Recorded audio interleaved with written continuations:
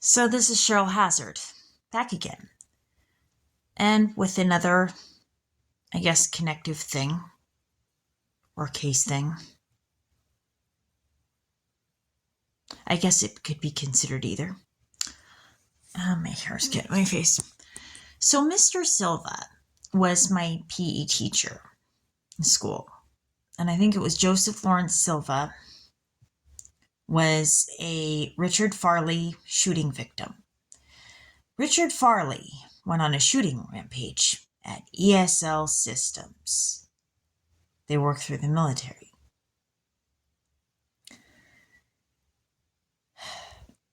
And while Richard Farley worked at ESL Systems, he stalked Laura Black. The movie, I Can Make You Love Me, was based on the story of Laura Black with Richard Farley.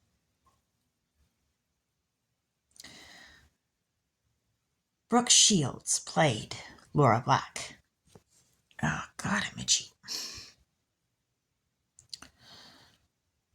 Anyway.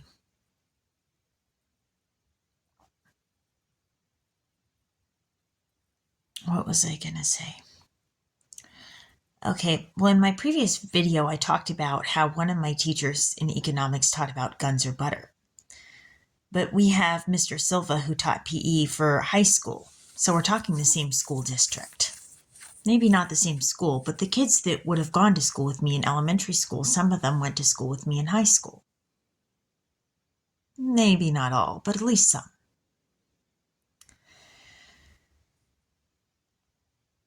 And so we've got guns or butter and the gun control debate.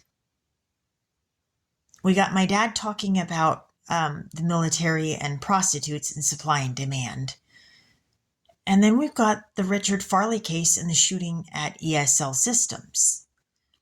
Now, Laura Black survived, but 7 people did not. And then somebody named Silva. We had Joseph Lawrence Silva, and then I think there was Lawrence Silva. And that's where I tend to mix up the names. One was a 9/11 victim, and one was a Richard Farley shooting victim. And then we got Chris Farley, who was on Saturday Night Live, which Brooke Shields was on. So we've got that link. Chris Farley died of a drug overdose and had heart problems because he was overweight. But he was well loved. And as, what was the actor who sang about him's name? That's going to annoy me. He was in The Wedding Singer. And Adam Sandler. I apologize. I'm tripping over my tongue here. Adam Sandler sang about Chris Farley. And he sang about how he was the life of the party and how they warned him that he needed to slow down or he was going to die like, there was another actor. He was in the Blues Brothers. I'm blanking on his name, who also died of a drug overdose. And he said that he idolized him. But anyway,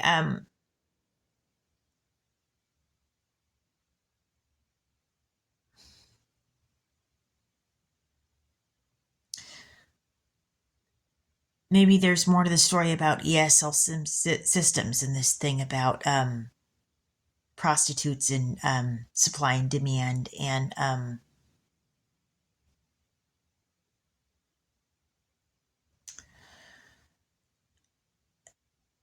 guns or butter and